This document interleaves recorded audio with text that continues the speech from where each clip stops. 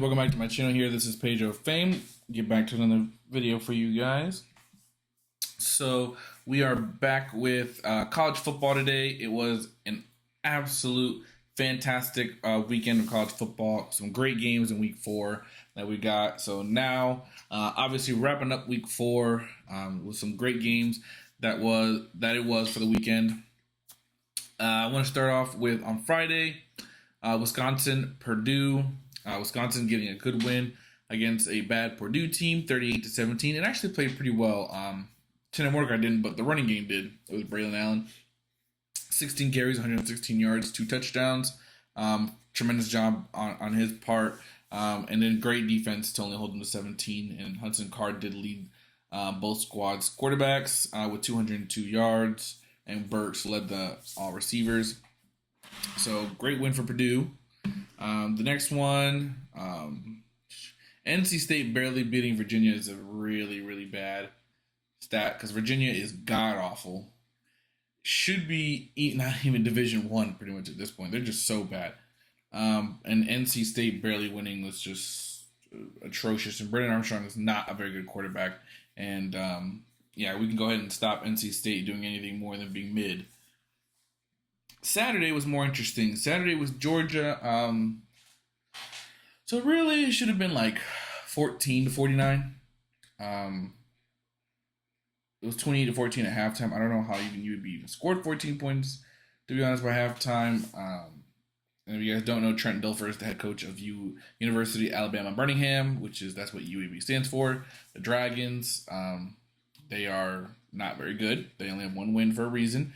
Trent Dilfer is not a very good head coach, and I said that when they hired him that this was a stupid idea to go get a high school coach to coach a G5 team. It doesn't make any sense.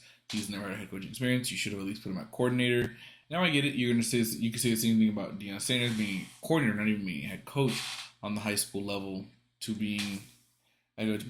But Deion did it in a different way. So he didn't do G5. He went HBCU. And if Trent Dilfer was going to do that, he could have done Division AA, which pretty much is what Jackson Lee kind of played in. Was actually FCS, which is what they should have done with Trent Dilfer. But nonetheless, Georgia looked fantastic. Carson Beck was phenomenal. They still can't run the ball super effectively in Georgia, but we'll see how that goes. And Brock Bowers had an absolute monster game, his first monster game of the season, and then we're already in week 4, and he just got his first one, which is a little surprising there. At 9 receptions, 121 yards, 2 touchdowns. Michigan, at halftime, it was 14-7. It was super sad to see that because the fact that Rutgers could have given them a game, it's pretty sad. But then obviously the defense came and just shut them out for the rest of the half. J.J. McCarthy came out and still did a whole bunch of nothing. Blake Corum and Donovan Edwards and the running back room did what they needed to do to run them to a win, but I'm really getting concerned that J.J. McCarthy is not that good, and he may need to come back for another year. Texas Baylor is the first time Texas did not have to play down towards competition and absolutely mollywhopped Baylor, but I think that's because Baylor's players have quit on Dave Aranda, and he is going to be removed as a coach. I don't know if he lasts past another 2 weeks as the Baylor head coach, and I don't blame Baylor for getting rid of him. He's only had one good season. The rest, he's not. He's won pack. He did win the Big 12 conference 2 years ago, but since then he has not gotten more than 7 wins. So I think it is in their best interest to move on. Florida State, Clemson was a very close game. I watched that game very closely. I don't know how. I just don't understand what was going on Clemson's part for letting Florida State come back, tie the game. Then both teams not scoring in the fourth quarter. But only reason why Clemson didn't score and actually would have won the game was because they couldn't get a field goal off to win the game. Like, it sailed and had no chance of going in from the very jump. And unfortunately, in overtime, Keon Coleman just came up big once again. And he didn't actually lead them in receptions. That was Johnny Wilson, who had 5 for 94. I think Keon had like 4 to 6 catches, if I'm not wrong, for like 80-something yards. But he had 2 touchdowns, so he had both of Travis's touchdowns. So good for him on that part. And then Kid Clemson played really well. They played to his strengths, and they did a really good game. And I thought Clemson could have easily won that game had that field goal gone in. USC, Arizona State. This was so sad. Arizona State was in the game all the way to the fourth quarter, guys. Until the fourth quarter, and they only won by 2 touchdowns. Arizona State with a back up to the backup quarterback put up 28 on them and made USC look terrible in the interim. And then that defense got shredded. I don't know what to say. Caleb Williams had a great game. He needed to, along with Brendan Rice and Marshawn Lloyd. They all needed to have big games because the defense just couldn't hold water to Arizona State, and Arizona State is probably the worst team in the Pac-12.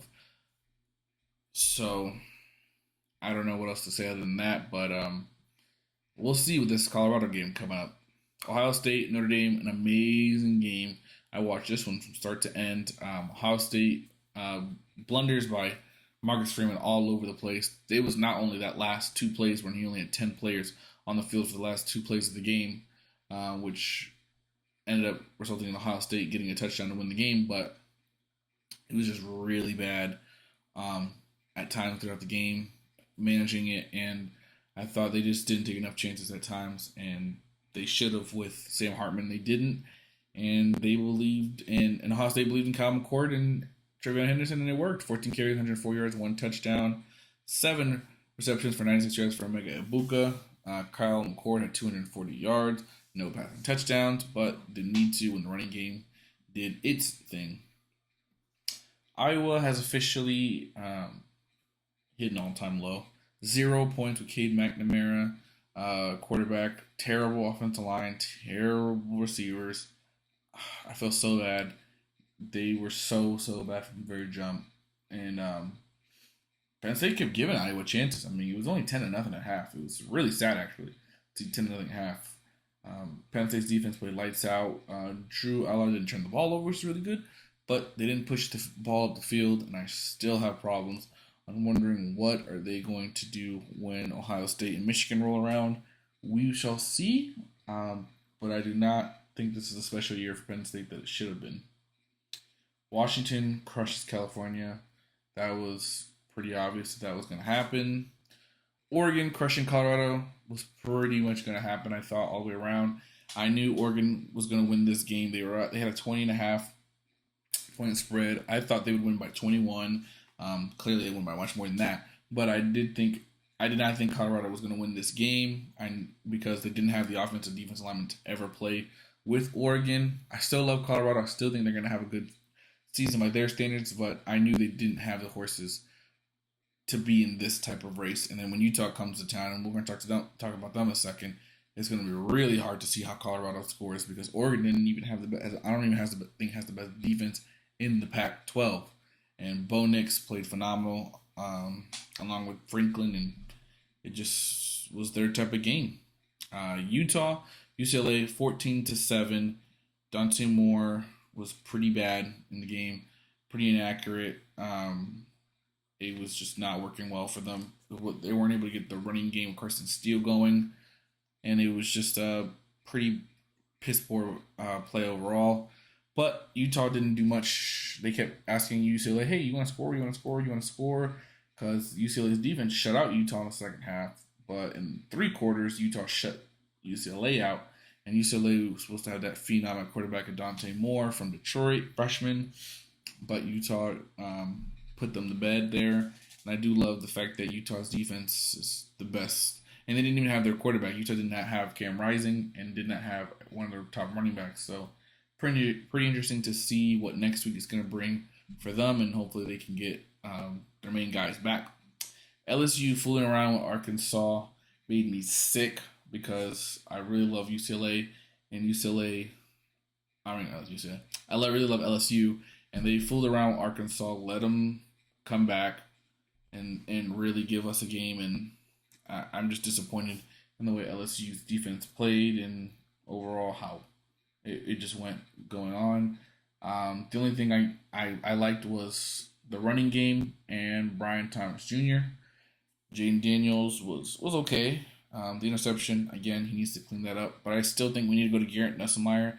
He operates this team at a higher level and the corners are just so god dang bad. Um, yeah, anybody who can throw the football is going to torch them. Alabama, Ole Miss. I didn't think Lane played that bad of a game. I just think that Lane just didn't. How do I explain this? Because Jalen Monroe didn't play bad. He was really accurate with the football today, and they did a great job running the football. But Jackson Dart didn't play bad, where it was just more like Lane that felt like didn't dial up the plays that he should have to scheme guys open to attempt to get the W. So I think that's kind of the difference there. Washington State getting a decent win against Oregon. No, I'm just kidding. It's a great win against Oregon State. They were 21st team. They beat the 14th ranked team. They played fantastic. They were up 28 to 14 and a half. Then it ended up being 35 to 14 and a half. I mean, after the third quarter. And then Oregon just kept coming back. DJ just started playing very well, and the running game started coming alive, and they ended up going on a great run where Washington needed a 3 to win the game, and they were lucky to escape. But hey, they got the ones that got the win. They were lower seed, so they deserved it. Cam Ward is definitely in the Heisman race, definitely in top 5 in my opinion, and could hopefully win it. I mean, hopefully raise the trophy for the first time in Washington State since I think Ryan Leaf did it. So we could see that. Oklahoma playing around with Cincinnati, they should have blown them out. Dylan Gabriel was was phenomenal at times, along with Major. They were both really good. I just think Dylan Gabriel was really bad in the red zone, but other than the red zone, he did play really well. And I don't believe that Jackson Arnold's going to be playing this season unless Dylan Gabriel gets hurt. North Carolina, Pittsburgh. I always kind of knew that Drake May and the crew was going to get done and kind of whoop up on them, and that's what happened. Duke beating UConn, yeah, let's not talk about it. Miami beating Temple, let's not talk about it. It was just it's obvious to know what happened. Same thing with Tennessee and UTSA. Same thing with Florida and Charlotte. Same thing with Syracuse and Army. Texas A&M beating Auburn. That was pretty predictable. Peyton Thorne and Robbie Ashford both played. They were both bad. Texas A&M, Connor Wegman was playing for a while until he got injured on his leg, and Max Johnson had to come in and win the game and throw a touchdown to his brother. That's a very wholesome moment there, and I'm sure the family is super proud and they're proud of each other. Max Johnson, former LSU quarterback, so I always will root for him. Kentucky getting an easy win against Vandy. Didn't think that game was ever going to get anywhere. Devin Leary's not that good of a quarterback, though, and that's pretty freaking evident. TCU beating SMU, the Battle of Dallas, I call that, because they're both really close to each other. Great job by them, and Chandler Morris played really well and did what he needed to do to get the W there. Maryland beating the crap out of Michigan State. Well, Michigan State has kicked the season out. They're done with the season. Their head coach Mel Tucker got fired 2 days ago, and it's really over for Michigan State season, unfortunately. Nebraska, their best rusher was quarterback, which is surprising.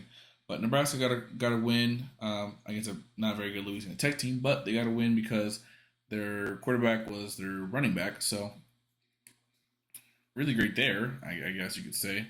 And they're probably not going to go back to Jeff Sims. I know he's injured for a little bit, but they're not going to go back to him. And then Louisville, from the beginning, let me tell you, the score of this game was 42 to 14 at half. 42 to 14 at halftime because Jack Plummer just went nuts on them and dropped 42 in the first half. I don't think he played in the second half, so you could see that the game was over by that point. Kansas BYU was back and forth, back and forth. It was 14 to 17 at halftime. BYU was leading. Then it was 28 to 20, and then it ended up being 38 to 24, and being a really awesome time. And I think Keaton Slovis was chucking the ball pretty well, but he just threw too many interceptions that didn't make any sense, and pretty much Kansas didn't turn them over at all, and that's how they won. They won because the team beat themselves, and unfortunately, it's over there. And then West Virginia, man, Neil Brown. I can't believe Neil Brown is saving his job right now with a win against Texas Tech and being 3-1 and and then 1-0 in Big 12 play. Texas Tech and Joey McGuire just having such a hard time. Their quarterback keeps getting injured. They keep having to rely on terrible backups, and it's costing them every single game pretty much at this point. The Battle of the Sad Bowl, I called it, Iowa State and Oklahoma State. These guys were okay. It was a watchable game. And Becht played way better than Bowman for Oklahoma State, but I don't think that was a shocker to anybody. And then Byron Brown just dominated Rice. In South Florida, they won 42-29, and Byron Brown was terrible against Alabama. If you didn't notice, he didn't even throw for 100 yards in that game. He threw for 89, and then the very next week, he goes out and throws for 435. So that tells you the level of competition difference.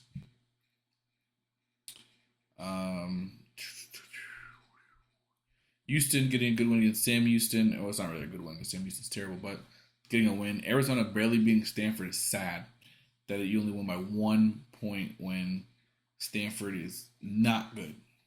Not good. But they have Elijah Brown from Mater Dei coming in. He's a 5-star quarterback, so great for Stanford. They're about to upgrade big time at quarterback. Tulane smacking Nicholas with Michael Pratt being back. Wyoming being a surprising 3-1, beating Appalachian State is in Laramie. That's pretty impressive. Let's see, Indiana needing overtime to beat Akron is super sad because Akron is god awful, and the fact that you needed overtime to beat them just shows that Tom Allen, it's a far cry for Indiana, and it's time to probably move on there.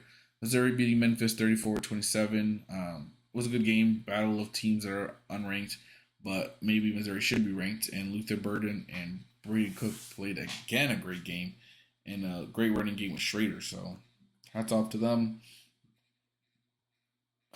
Minnesota blowing a 24-0 lead was so sad that they let Ben Bryant, a terrible second string quarterback for Cincinnati, come into there.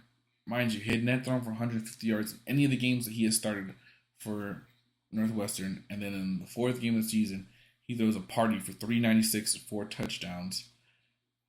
It was just unbelievable and really sad there. South Carolina, Will Rogers threw a lot, but interception at the end cost him the game, and South Carolina ended up winning. Spencer Rattler was phenomenal. Got the ball out on time, didn't take that many hits, and walked out with a nice W. So, congrats there. And I'm telling you, South Carolina's a really good team. If they had a good offensive line, Spencer Rattler would be like the Heisman right now. I'm just saying. Kansas State, UCF without John Ryan Plumlee, it's kind of hard. McClain played well though as a backup. The running game for Kansas State was unstoppable with I think they had almost over 300 yards rushing against UCF. So Gus Malzahn needs to clean up the defense and really put together UCF. Both teams are 3-1, and hopefully we can see them do better going forward. And Fresno State got a win against terrible Kent State with Mikey Keene throwing for 325 yards and 4 touchdowns. I believe coming up is week 5. The only notable matchups, by the way, there's not that very many notable matchups, especially none for Thursday. On Friday, though, we have some great ones with Louisville, NC State, interesting game. Utah, Oregon State, very interesting game in Corvallis. So that's 2 games on Friday, along with the third game being Cincinnati at BYU. The best games, I believe, are on Friday in terms of like how even up the matchups are. But Saturday's going to be interesting in Boulder, Colorado. Fox noon kickoff, Colorado, USC. Must watch TV. You're going to have to stay tuned and watch that one. Florida, Kentucky, amazing matchup. Texas, Arkansas, amazing matchup. So you are going to see one, two, yeah, you're going to see about three good ones here. Clemson, Syracuse, going to be a good game. Clemson only a 7-point favorite in this game. And then Texas A&M is a 7-point favorite at Arkansas. Florida is a dog by 3 points to Kentucky. USC is a 21.5 favorite over Colorado. Tulane is a 21.5 favorite over UAB. Georgia is a 14.5 point favorite over Auburn. That is so little. And I get it, it is in Jordan-Hare Stadium, but I am shocked. I thought Georgia would be a 20 plus point favorite. And the fact that they're only 14.5 is shocking. Same thing in Michigan, Nebraska, 18-point favorite. Michigan doesn't want to mess around with Nebraska. You kind of want to get it done there. Texas, 17-point favorite again. That is shocking, even though it is in Texas Memorial Stadium in Austin. Kansas is coming in there really red hot and could make this game extremely interesting. More to come potentially on that game. Missouri, Vanderbilt, Missouri, only a 14-point favorite, but I think they could have definitely bumped up to 17 there. LSU, Ole Miss.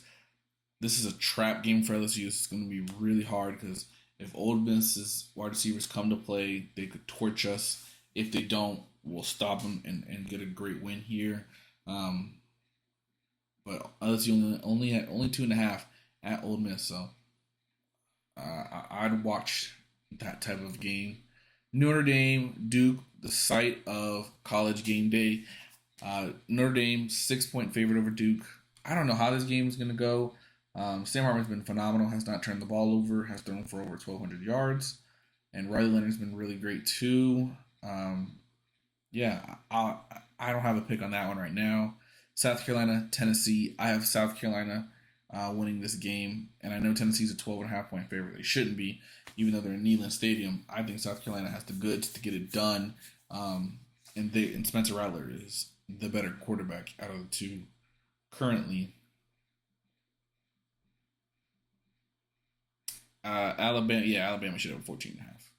They should absolutely dominate Mississippi State because their corners are just not going to let Mississippi State get loose. Washington, only a 17.5-point favorite. I thought they would easily be 20 plus there, so that's a little shocking. But I got Washington winning by 21 at bare minimum here with Michael Penix only throwing 2 interceptions, 16 touchdowns, 1636 passing yards, and Romeo Dunze 27 receptions, 544 yards, and 4 touchdowns. But let me know your thoughts down below and who you have and who you would pick.